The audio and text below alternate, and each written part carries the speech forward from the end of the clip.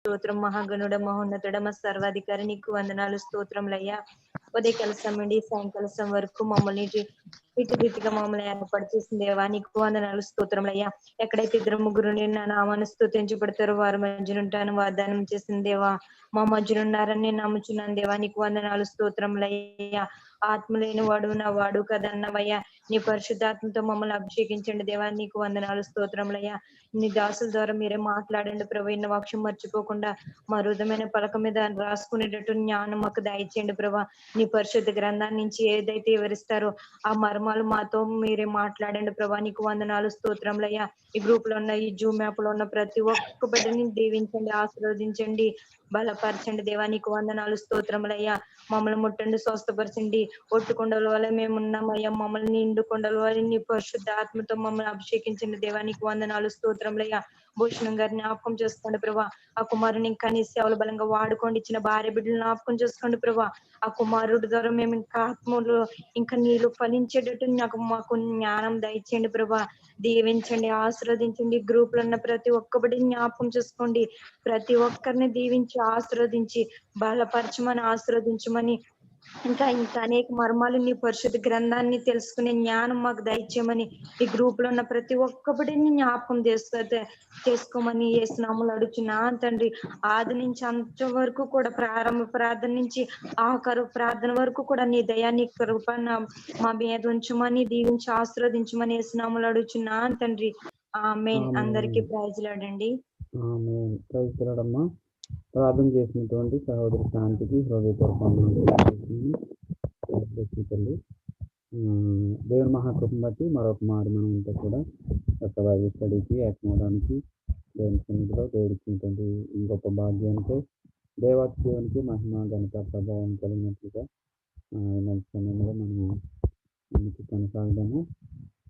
మీరు నిన్నటి దినమందు మనం నిర్గమకాండము 2వ అధ్యాయాన్ని మనం ధ్యానం చేయడానికి సహాయం చేశారు. నిన్నటి దినమందు మనం చేసినటువంటి ధ్యానంలో మోషే ప్రవక్త గురించి మనం వినడానికి దేవుడు సహాయం చేశారు కాబట్టి చేస్తున్నారు. 3వ అధ్యాయాన్ని చూద్దాము ఈరోజు మళ్ళీ. తప్పకుండా ప్రతి ఒక్కరు కూడా బైబిల్ అన్నవాల్సింది చూడండి. 3వ అధ్యాయము ఎన్నటి దినమందు జరిగినటువంటి వాటిలో మనం ప్రశ్నలను మనం చూసుకుంటే కనుక మీ వాయిస్ కొంచెం క్లారిటీగా వచ్చేలా చూడండి. మరి తక్కువ వస్తుందండి, గట్టిగా మాట్లాడుతున్నా. వస్తుందండి ఇప్పుడు? అయితే అంటే మీరు దగ్గర పెట్టుకున్నందుకు వస్తున్నాయా లేకపోతే ఏంటి చూడండి. ఇయర్ ఫోన్స్ అంటే దూరం పెట్టుకుంటే రాదేమో అన్నట్టు. ఇప్పుడు ఎలా ఉందండి? దూరంగా ఉంటాయి. పర్వాలేదండి. ఇప్పుడు దగ్గర పెట్టుకోవడం ఇబ్బంది అవుతుంది. అవునండి.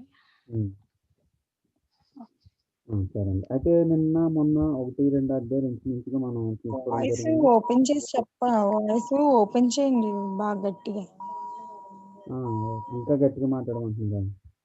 అది వాల్యూమ్ పెంచండి, మీలో మీరు మాట్లాడుతున్నట్టు ఉంటుంది.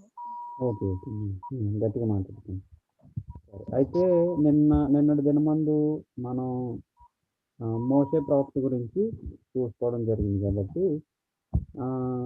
మోషేకి మామ పేరు ఏంటి అని అడిగితే కనుక నేను ఎవరిని అడిగితే వాళ్ళు చెప్పండి. మోషే మామ పేరు అంటే మామగారి పేరు. నిన్న ఎవరున్నారు? అందరూ ఉన్నారు కదండి. పద్మ గారు ఉన్నారు, ప్రశాంతి గారు ఉన్నారు. ఇద్దరు అండి. అడిగిన వారే చెప్పాలండి. రూల్ ప్రకారం అడిగిన వాళ్ళు చెప్పకూడదు. మీ మీ మీ టైం వచ్చే వరకు వెయిట్ చేయాలి కొంచెం. సరే, నెక్స్ట్ వచ్చేటప్పటికి మరలా ఇంకొక ప్రశ్న. ఎవరు మన ఐగుప్తు దేశం నుంచి మా మోషే గారు మరొక దేశానికి పారిపోయాడు. ఆ దేశం పేరేంటి? పద్మ గారు, ఆ యొక్క దేశం పేరేంటి? ఐగుప్తు దేశాన్ని విడిచిపెట్టి వేరే దేశం వెళ్ళాడు. పద్మ గారు వినపడుతుంది అన్నమాట. వినిపిస్తుందండి. పద్మక్క మోషే గారు ఐగుప్తు దేశాన్ని విడిచిపెట్టి వేరే దేశానికి వెళ్ళాడు. ప్రశాంత్ గారు చెప్తారు.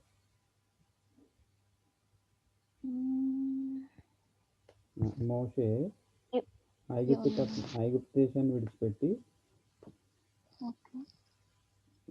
వేరే దేశానికి వెళ్ళాడు. ఆ దేశం పేరేంటండి?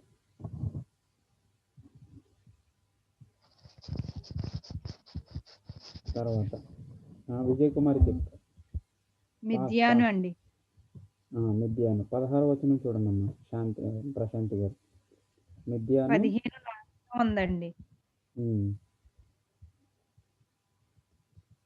ఓకే, మిద్యాను 16 పారిపోయి మిద్యాను దేశంలో నిలిచాను. ఓకేనా, మిద్యానికి వెళ్ళిపోయాడు. మిద్యానికి వెళ్ళడానికి గల కారణం ఏంటి అడిగిన వాళ్ళే చెప్పాలి. అరణ్యభూషణ్ చెప్పండి. మిద్యాను దేశానికి వెళ్ళిపోవడానికి గల కారణం, ఐగుప్తు దేశాన్ని విడిచిపెట్టి మిద్యానికి వెళ్ళిపోయినటువంటి కారణం. పద్మగారు మ్యూట్లో తీయాలి, శాంతి మ్యూట్లో తీయాలి, ఆశాజ్యోతి మ్యూట్లో తీయాలి, అరుణభూషణ్ మ్యూట్లో తీయాలి. అన్మ్యూట్ చేయండి.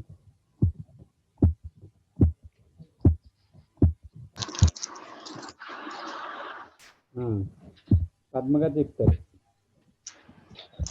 మోషే ఐగుప్తు పట్టణాన్ని విడిచిపెట్టి మిద్యాను దేశానికి వెళ్ళడానికి గల కారణం ఏంటి?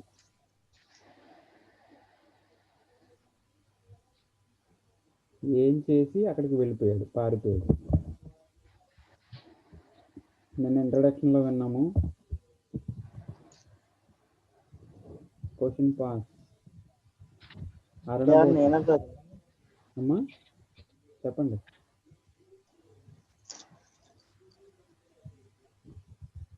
మోషే ఐగుప్తు పట్టణాన్ని విడిచిపెట్టి మిద్యానికి పారిపోయాడు. కారణం ఏంటి? ఒకే మాటలో చెప్పండి అంతే. ఐగుప్తు దేశంలో అక్కడ పోట్లాడుకుంటూ ఉంటారు కాబట్టి దాని వల్ల అందులో ఒక ఆయన్ని మోషే చంపాడు. చంపేసి అవునండి, కరెక్ట్, వెరీ గుడ్, బాగా చెప్పారు. పాతి పెట్టేసడం వల్ల పారిపోయి వెళ్ళిపోతాడు. మిద్యానులో ఒక యాజకుడు ఉన్నాడు. ఆయనకి ఎంతమంది కుమార్తెలు? ఆశ చెప్తారు. మిద్యానులో ఒక యాజకుడు ఉన్నాడు, ఆయనకి ఎంతమంది కుమార్తెలు? తొందరగా చెప్పాలి, మరలా మనం 3వ అధ్యాయానికి వెళ్ళిపోదాం. కొంచెం సమయానికి అడిగిన వాళ్ళే చెప్పాలండి. సరే, 7 కుమార్తెలు. మోషేకి ఇచ్చినటువంటి భార్య పేరేంటి? అడిగిన వాళ్ళే చెప్పండి. మోషే భార్య పేరు? అరుణభూషణ్. మోషే భార్య పేరు? మోషే భార్య పేరు ఏంటి? అరుణభూషణ్ మ్యూట్ తీయాలి, అన్మ్యూట్ చేయండి. శాంతి, ఆశ, ప్రశాంతి గారు చెప్తారు. మోషే భార్య పేరేంటి? నిజంగా తెలియదు. అక్కడ చూడండి. మోషే గారి భార్య పేరు ఉందండి, నేను చూడలేదండి. సిప్పోరా. అవునండి, అవును. సిప్పోరా. Oh my God. ఎన్నో వచనం చెప్పండి. ఎన్నో వచనం? 22వ వచనం. 22వ వచనం. 12వ అధ్యాయము 22వ వచనం. ఓకే అండి, చూసారా మన ప్రశాంతి గారు? 21వ వచనం లాస్ట్. అవునండి, చూసాను. సిప్పోరా. ఓకే అండి, మోషే భార్య పేరు. ఇదనమాట అండి ఈ నిన్నటికి సంబంధించినటువంటి ప్రశ్నలు. అంటే మనం జ్ఞాపకం పెట్టుకోవాల్సిన విషయం ఏంటంటే కనుక, మోషే జీవిత చరిత్ర నిర్గమకాండంలో ప్రారంభమవుతుంది. మనం ఇంకా కూడా బాగా గుర్తుపెట్టుకోవడానికి విషయం ఏంటంటే, నిర్గమకాండము అని అంటే కనుక తిరుగు ప్రయాణము అని అర్థం చెప్పుకున్నాం మనం. అయితే ఆ తిరుగు ప్రయాణం ఎవరి ద్వారా స్టార్ట్ అవుతుందని అంటే కనుక మోషే ద్వారా. ఇశ్రాయేలీయుల్ని తిరిగి స్వదేశానికి రప్పించడానికి ఎవరిని దేవుడు ఎన్నుకున్నాడు అంటే కనుక మోషే ప్రవక్తను ఎన్నుకున్నట్టుగా మనం చూడగలుగుతున్నాం. అంటే నిర్గమాకాండం మొట్టమొదటి నుంచి. అంటే మనం బాగా గుర్తుపెట్టుకోవడానికి ఇవన్నీ కూడా ఒక మేజర్ పాయింట్స్ అన్నమాట. నిర్గమకాండం అనగానే తిరుగు ప్రయాణం. ఎవరు తిరుగు ప్రయాణం చేశారు? ఇశ్రాయేలీయుల్ని తిరుగు ప్రయాణం తీసుకురావడానికి. ఇప్పుడు మనం ఇక్కడ ఉన్నాం, ఈ దేశాన్ని నుంచి మనల్ని అందరిని ఒకసారి తీసుకెళ్ళిపోతున్నారు అనుకోండి, ఎవరో ఒకరిని హోస్ట్గా పెట్టు లేకపోతే ఏదో ఒకటి చేసి తీసుకెళ్తున్నారు అనుకో, అలా అనమాట. ఇశ్రాయేలీలు అంతా పరాయి దేశంలో ఉన్నారు. ఈ పరాయి దేశం నుంచి సొంత దేశానికి తరలించే సమయంలో ఒక నాయకుడు కావాలి. ఆ నాయకుడే మోషే గారిని దేవుడు ఎన్నుకున్నాడు అనమాట.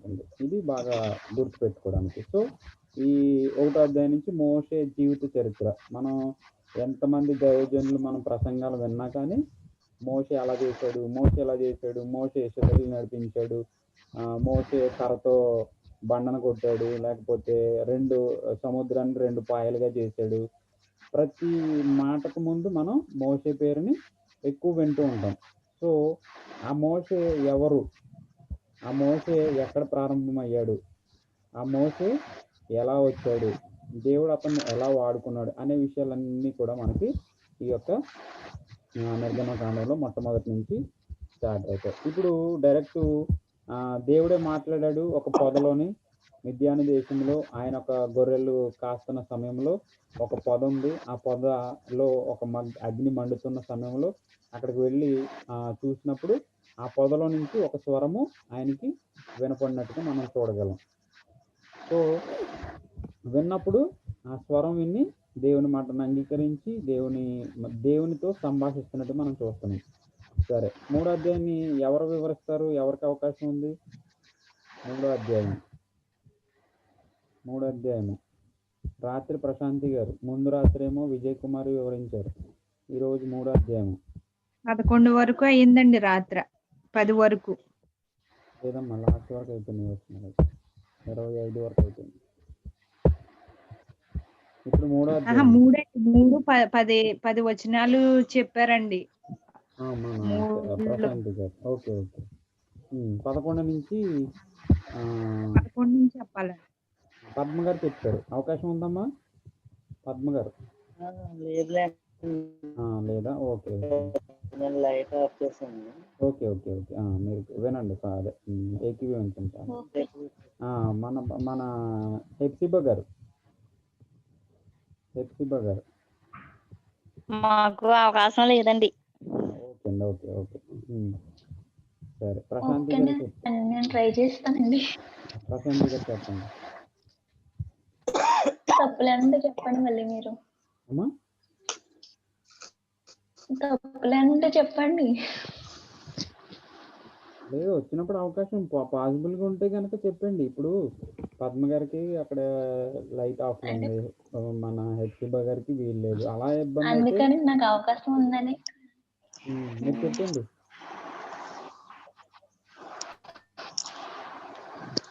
ఇక్కడ మోషే గారు, దేవుడు ఇక్కడ మోషే గారితో పొద దగ్గర మాట్లాడుతున్నారు కదండి. ఇక్కడ మాట్లాడేటప్పుడు దేవుడు ఆ మోషే గారితో ఏం చేయాలనేది అన్ని వివరించి మోషే గారితో మాట్లాడుతున్నాడు దేవుడు. అంటే పొద కాలుతున్న రూపంలో వచ్చి మోషే గారితో మాట్లాడుతున్నాడు.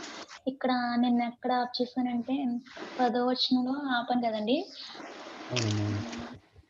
కాగా రమ్ము, నిన్ను ఫరో యొద్దకు పంపెదను, ఇశ్రాయేలీయులైన నా ప్రజలను నీవు ఐగుప్తులో నుండి తోడుకొని పోవాలనని చెప్పారండి. ఇక్కడ మోషే గారితో దేవుడు ఏమని చెప్తున్నాడంటే, ఫరో యొద్దకు పంపెదనని దేవుడు మోషే గారితో చెప్తున్నారు. అక్కడ నా ప్రజలు ఉన్నారు, వారిని ఐగుప్తు దేశం నుంచి తోడుకుని రావాలని, అక్కడి నుంచి పంపివేయాలని ఇక్కడ మోషే గారితో దేవుడు చెప్తున్నాడు అనమాట. అంటే వీడియో వద్దులేండి, పాసిబుల్ అయితే వద్దు. అంటే రికార్డ్ అయినప్పుడు వందనాలు. చక్కగా మీకు వీడియోతో పాటు రికార్డ్ అవుద్దని. వందనాలమ్మా సుజాత గారు. ఓకే అండి. పాసిబుల్ లేకపోతే పర్లేదు. వందనాలండి ఓకే. గురువు గారు. Carry on. అందుకు మోషే గారు అంటున్నారు, నేను ఫరో యొద్దకు వెళ్ళుటకును ఇశ్రాయేలులను ఐగుప్తుల నుండి తోడుకొని పోవుటకును ఎంతటి వాడనని దేవునితో అడగా. అంటే దేవుడు దేవుడు ఐగుప్తు దేశానికి వెళ్ళి అక్కడ ఉన్న ప్రజలను తీసుకురమ్మని చెప్పినప్పుడు, తోడుకుని రమ్మని చెప్పినప్పుడు, ఇక్కడ మోషే గారు అంటున్నారు అక్కడికి వెళ్ళి వాళ్ళకి తీసుకురావడానికి నేను అంతటి వాడనని ఇక్కడ మోషే గారు దేవుడితో చెప్తున్నాడు అనమాట. అప్పుడు దేవుడు అంటున్నాడు, నిశ్చయముగా నేను నీకు తోడయ్యుందనని, నేను నిన్ను పంపితునటకు ఇది నీకు సూచన అని ఇక్కడ దేవుడు చెప్తున్నాడు. అంటే నిశ్చయముగా నేను నీకు తోడై ఉంటానని ఇక్కడ మోషే గారికి భరోసా, అంటే ఒక మాట అనేది ఇస్తున్నాడు అనమాట. ఈ వచనంలో చూస్తే నిశ్చయముగా నేను నీకు తోడై ఉంటాను అంటే ఎటువంటి విషయంలో అయినా దేవుడు మోషే గారికి తోడై ఉంటానని ఇక్కడ ఈ వాక్యంలో చెప్తున్నాడు అనమాట. ఇదంతా ఒక మోషే గారికి ఒక సూచన అనమాట. నీవు ఆ ప్రజలను ఐగుప్తుల నుండి తోడుకొని వచ్చిన తర్వాత మీరు ఈ పర్వతం మీద దేవుని సేవించదని, అంటే ఆ యొక్క పర్వతం మీద సేవిస్తారని ఇక్కడ మోషే గారితో చెప్తున్నాడు అనమాట దేవుడు. ఇక్కడ మోషే చిత్తగించుము, నేను ఇశ్రాయేలు యొద్దకు వెళ్ళి వారిని చూచి మీ పితరుల దేవుడు మీ యొద్దకు నన్ను పంపినని వారితో చెప్పగా, ఇక్కడ వారు ఆయన పేరేమి అడిగిన ఎడల వారితో నేనేమి చెప్పగలనని ఇక్కడ మోషే గారు దేవుడిని అడుగుతున్నాడు అనమాట. అంటే నేను వెళ్ళి ఇలా దేవుడు నాతో మాట్లాడాడు, ఇక్కడ నుంచి దేశం నుంచి మిమ్మల్ని విడిపించమన్నాడు, మిమ్మల్ని కాపాడమన్నాడు అని చెప్తే ఎవరు అక్కడ మాటలు నమ్మరు కదండి. మోషే గారు చెప్పిన మాటలు, అంటే నిన్ను ఎవరు పంపించారు, అంటే నువ్వు నీ సొంతంగా మాట్లాడి ఇలా మనం తీసుకెళ్దాం అంటే కొంతమంది అలా నన్ను దేవుడు పంపించాడు అంటే నమ్మరు కదండి. అందుకనే ఇక్కడ ఎవరు పంపించారు ఏంటి అనేది నేను ఎలా చెప్పను, వాళ్ళకి ఏమి సూచనగా నేను వాళ్ళకి వివరించను అని ఇక్కడ మోషే గారు దేవుడిని అడుగుతున్నాడు. అంటే నేను ఎలా చెప్పాలి, నన్ను ఎవరు పంపించారని చెప్పాలి అని ఇక్కడ మోషే గారు దేవుడితో చెప్తున్నాడు అనమాట. పేరేమని చెప్పను అని అడుగుతున్నప్పుడు అందుకు దేవుడు అంటున్నాడు, నేను ఉన్నవాడను అనువాడనై ఉన్నాను అని మోషేతో చెప్తున్నాడు అనమాట. అంటే ఉన్నవాడును అనువాడునై ఉన్నానని దేవుడు ఆ యొక్క మాటను వారితో చెప్పమన్నాడు అనమాట. ఇక్కడ రెండో మాటలో మరియు ఆయన ఉండునను వాడు మీ వద్దకు నన్ను పంపినని నీవు ఇశ్రాయేలీయులతో చెప్పవలెనని ఈ మాట చెప్తున్నాడు. అంటే దేవుడు నేను ఉన్నవాడును అనువాడునై ఉన్నానని మోషే గారితో దేవుడు చెప్తున్నాడు. ఈ మాట వెళ్ళి వాళ్ళతో చెప్పు, నువ్వేం చెప్పినా వాళ్ళు వింటారు అని చెప్పేసి దేవుడు మోషే గారితో చెప్తున్నారు. అప్పుడు దేవుడు మోషేతో ఇట్లా, మీ పితరుల దేవుడైన యెహోవా అనగా అబ్రహాము దేవుడు, ఇస్సాకు దేవుడు, యాకోబు దేవుడునైనా యెహోవా మీ యొద్దకు నన్ను పంపినని నీవు ఇశ్రాయేలుతో చెప్పవలెనని నిరంతరము నా నామము ఇదే. చూడండి, ఇక్కడ దేవుడు ఏమని అంటే ఇక్కడ యాకోబు దేవుడు, ఇస్సాకు దేవుడు అని ఏ రీతిగా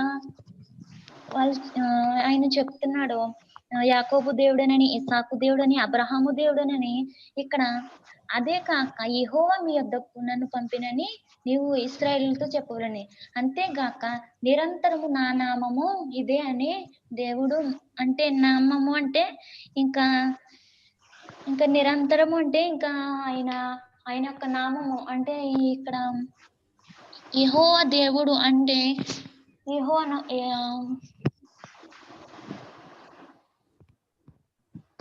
ఆయన యొక్క నామము ఏమిటని అంటే యెహోవా దేవుడు అని ఇక్కడ వాక్యం చూపిస్తుంది అనమాట.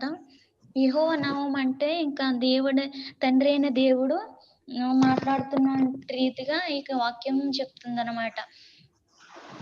నిరంతరము నా నామము ఇదే తరతరములకు ఇది నా జ్ఞాపకార్థ నామము. అంటే నీవు వెళ్ళి ఇశ్రాయేలుల పెద్దలను పోగు చేసి మీ పితరులని దేవుడు యెహోవా అనగా అబ్రహాము ఇసాకు యాకోబుల దేవుడు నాకు ప్రత్యక్షమై ఇట్లనెను, నేను మిమ్మును ఐగుప్తులో మీకు సంభవించిన దానిని నిశ్చయముగా చూచితిని. ఐగుప్తులో బాధలో నుండి పాలు తేనెలు ప్రవహించు దేశమునకు అనగా కనానీయులు, హిత్తీయులు, అమోరీయులు, పెరిజీయులు, హివ్వీయులు, యువీసీయులు ఉన్న దేశమునకు మిమ్మును రప్పించదనని సెలవిచ్చితినని వారితో చెప్పానన్నమాట. ఇక్కడ మోషే గారు వారితో ఐగుప్తులో ఉన్న ప్రజలతో ఇలా మాట్లాడుతున్నమాట. అంటే ఎవరు పంపించారని ఏంటనేది వివరాలు చెప్పేటప్పుడు మా పితరుల దేవుడైన యెహోవా అనగా అబ్రహాము దేవుడు, ఇస్సాకు దేవుడు, యాకోబు దేవుడు నాకు ప్రత్యక్షమై ఈ రీతిగా మిమ్మల్ని ఇక్కడి నుంచి తోడుకొని పొమ్మని నాకు ప్రత్యక్షమై చెప్పాడని, నిశ్చయముగా దేవుడు చూశాడని, అలాగే మీరు ఎన్ని కష్టాలు పడ్డారు, ఎన్ని బాధలు పడ్డారో, ఎన్ని శ్రమలు పడ్డారో అన్ని దేవుడు చూశాడని, ఆయనే మమ్మల్ని నన్ను ఇక్కడ పంపించాడని చెప్పేసి ఆ యొక్క ప్రజలకి వివరిస్తున్నాడు అనమాట. వారు నీ మాట విందురు గనుక నీవును ఇశ్రాయేలీయుల పెద్దలను ఐగుప్తు రాజు వద్దకు వెళ్ళి అతని చూచి, హెబ్రీయుల దేవుడైన యెహోవా నాకు ప్రత్యక్షమాయను గనుక మేము అరణ్యమునకు 3 దినముల ప్రయాణమయ్యేంత దూరము పోయి మా దేవుడైన యెహోవాకు బలిని అర్పించుదుము సెలవిమ్మని అతనితో చెప్పవలెను. ఇక వారు ఆ యొక్క మోషే గారి మాట విని ఇశ్రాయేలుల పెద్దలను ఐగుప్తు రాజుల వద్దకు వెళ్ళి అతన్ని చూచి, హెబ్రీయుల దేవుడైన యెహోవా మాకు ప్రత్యక్షమాయను గనుక మేము ఆయనకు 3 దినముల ప్రయాణం అంత దూరం పోయి దేవునికి బలిలు అర్పిస్తామని వారికి వెళ్ళడానికి యొక్క సెలవిమ్మని చెప్తున్నారనమాట. ఐగుప్తు రాజు మహాబలముతో మీ మీదికి వచ్చి మిమ్మల్ని పోనీయుడని నేను ఎరుగుదును. నేను నా చేయి చాపి ఐగుప్తుల మధ్యమున నేను చేయదలిచిన నా అద్భుతములన్నిటిని చూపి దాన్ని పాడు చేసేదను. ఇక్కడ మోషే గారు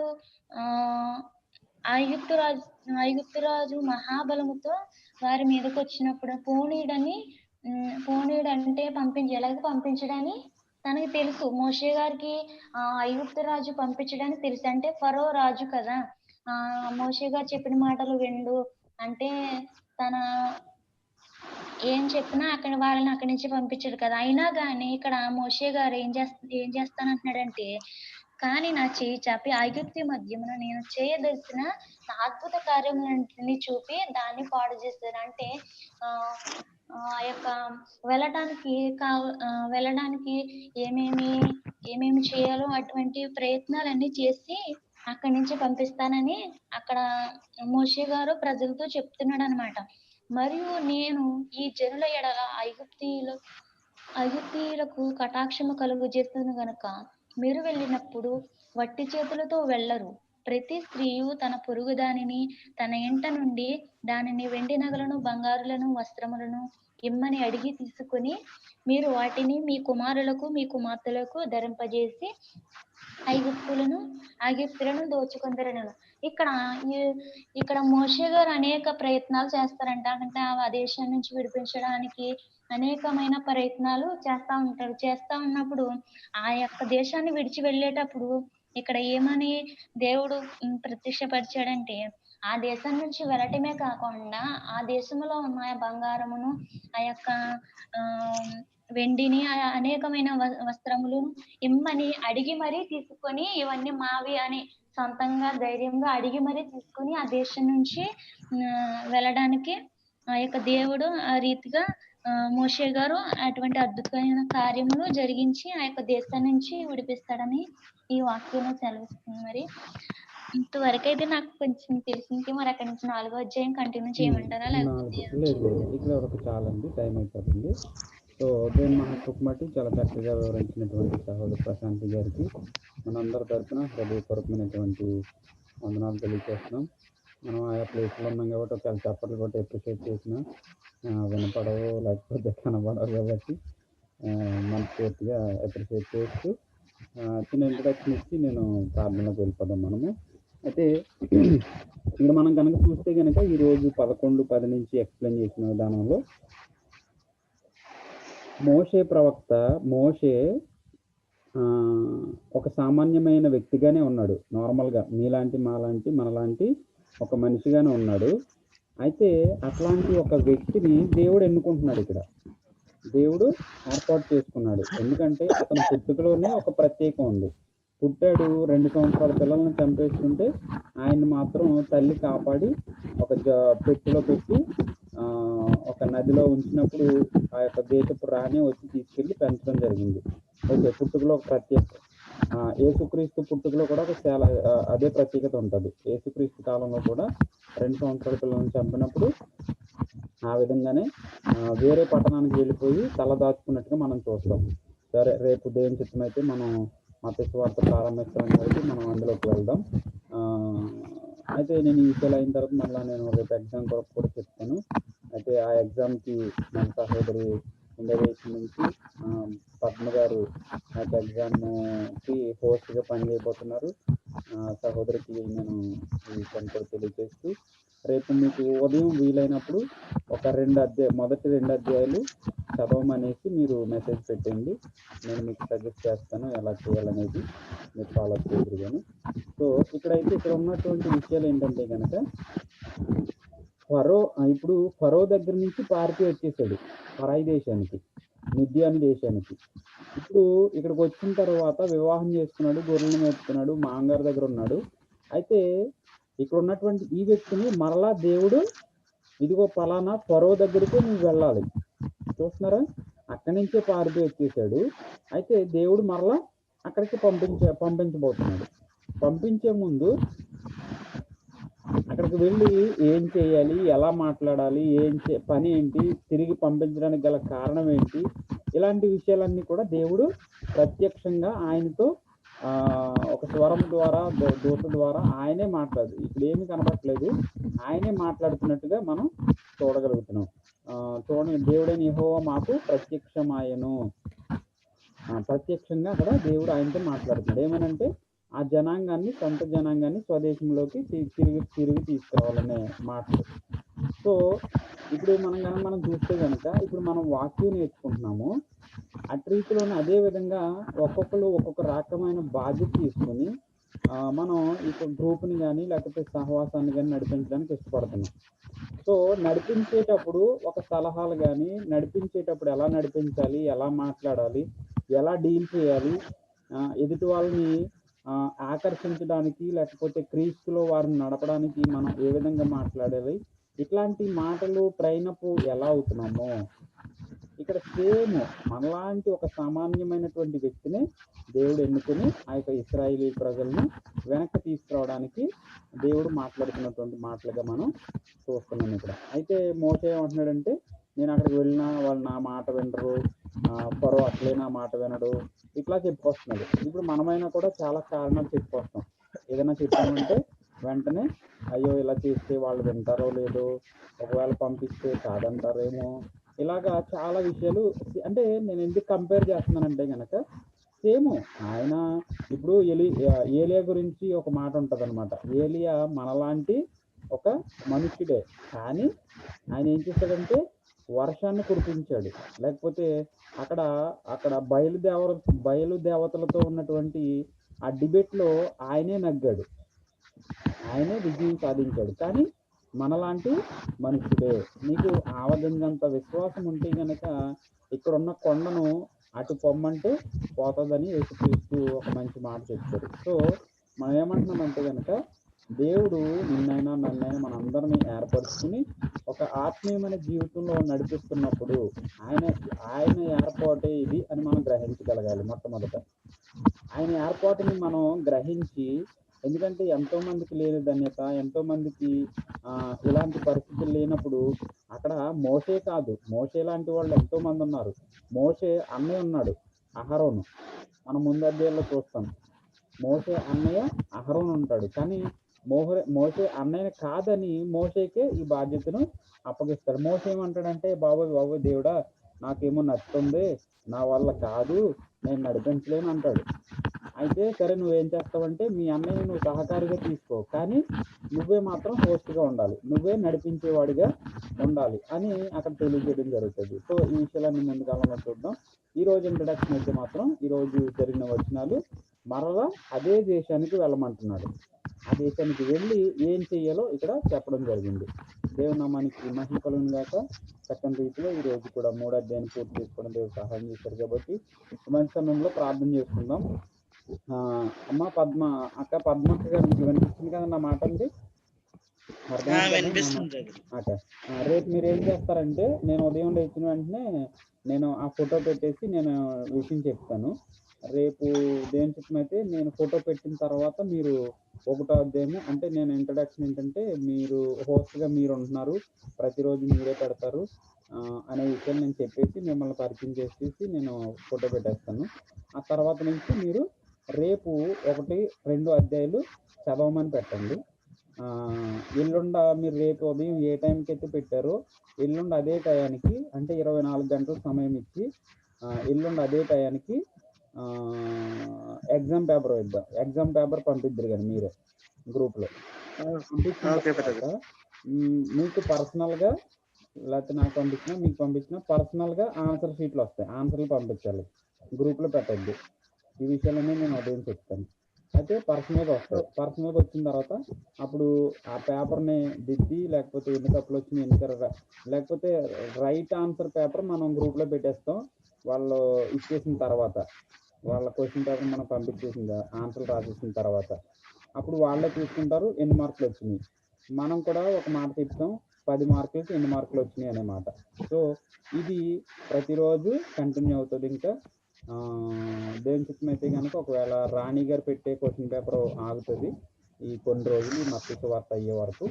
సో దీని మీద మనసు పెట్టి చదవండి, బాగా ప్రిపేర్ అవ్వండి.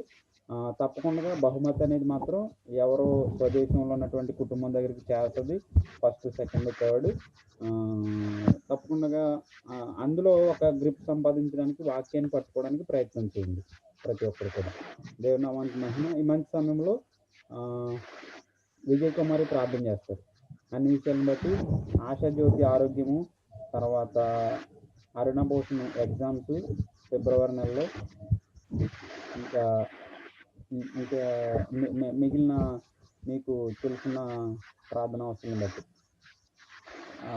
విజయ్ కుమారి, సహోదరు విజయ్ కుమారి ప్రార్థన నడిపిస్తారు. ఉన్నారమ్మా?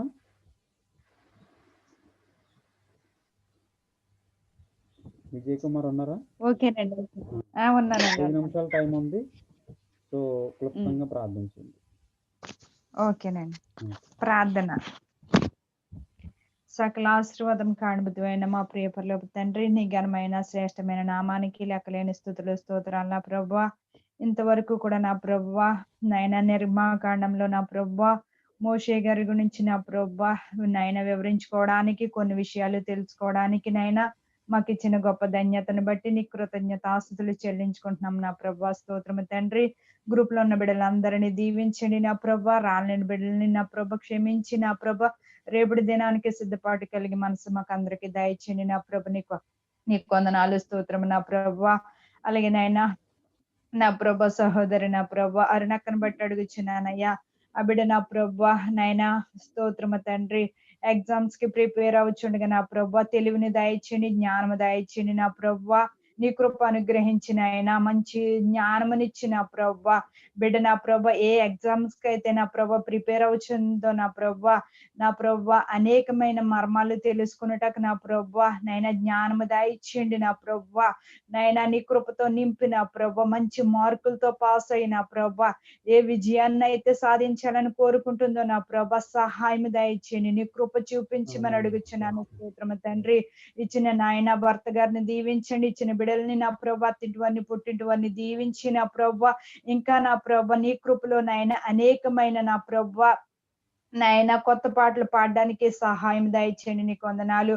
అలాగే నా ప్రభా సహోదర ఆశా జ్యోతిని బట్టి అడుగుచున్నానయ్యా, బిడ్డకు ఆరోగ్యం దయచేయండి. శిరస్సు మొదలుకొని సిరిపాదం వరకు ముట్టు స్వస్థపరిచి నా ప్రభా నొప్పి నుంచి విడుదల దయచేయండి. ఏడంతల ఆత్మ, ఏడంతల శక్తి, ఏడంతల కృప బిడ్డకు అనుగ్రహించి నా ప్రభా నైనా బిడ్డను ఆదరించండి. నా ప్రభ వేసుకునే టాబ్లెట్లో నా ప్రభా నైనా చేయించుకోబోయే ఇంజెక్షన్ లో మీరు పరమ డాక్టర్ గా, పరమ వైద్యుడిగా బిడ్డను ముట్టి స్వస్థపరిచి గొప్ప సాక్షురాలుగా నిలబెట్టి నాయన ఆ బిడ్డకిచ్చిన నాయన చెల్లెలు కుటుంబాలని, వారికి ఇచ్చిన భర్తల్ని, బిడ్డల్ని దీవించండి. బలహీనులైన వారిని బలపరచమని అడుగుచున్నాను. స్తోత్రము తండ్రి.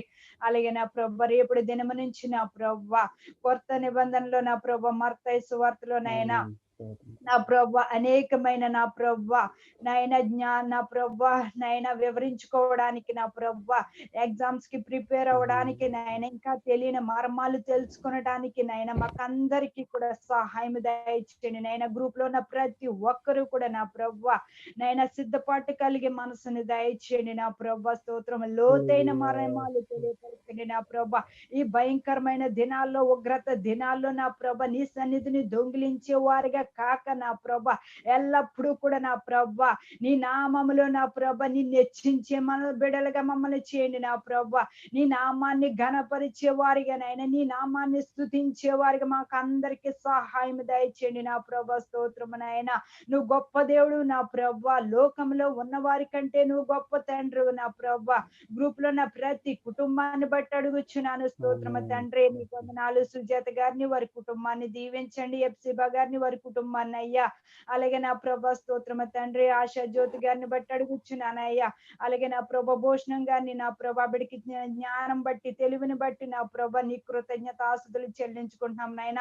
రోజు నా ప్రభ విడవకుండా నాయన నా ప్రభ బైబిల్ స్టడీని జరిపిస్తున్న విధానం బట్టి నీకు లెక్కలేని స్తుతులు స్తోత్రాలు. నా ప్రభ ప్రశాంతి గారు కూడా నా ప్రభ ఎంతవరకు నైనా వివరించిన వాక్యాన్ని బట్టి నీకు వందనాలు స్తోత్రము నా ప్రభ. అలాగే నైనా నా ప్రభ సహోదరి పద్మ గారిని బట్టి అడుగుచున్నాను. ఆవిడని కూడా దీవించండి, కుటుంబాన్ని దీవించి నా ప్రభ. అలాగే నా ప్రభ రేపొద్దుడు జరగబోయే నా ప్రభ నైనా కుమార్తె గ్రేస్ అమ్మను బట్టి అడుగుచున్నానయ్యా.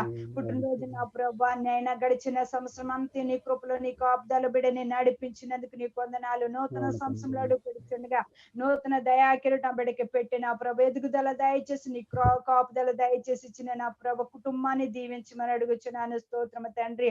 అలాగే నా ప్రభ ప్రతి బిడ్డని దీవించండి. నా ప్రభ ఈ రాత్రి కాశంలో నా ప్రభ వారు నాకు చేస్తున్న నైనా నా ప్రభ డ్యూటీలో నైనా నీ కృపతో బిడ్డని నింపండి. నా ప్రభ స్తోత్రము తండ్రి. నీ దోతల్ని కావలించమని అడుగుతున్నానయ్యా. స్తోత్రము తండ్రి. ఇంతవరకు విన్న వాక్యాన్ని బట్టి నీకు వందనాలు నా ప్రభ.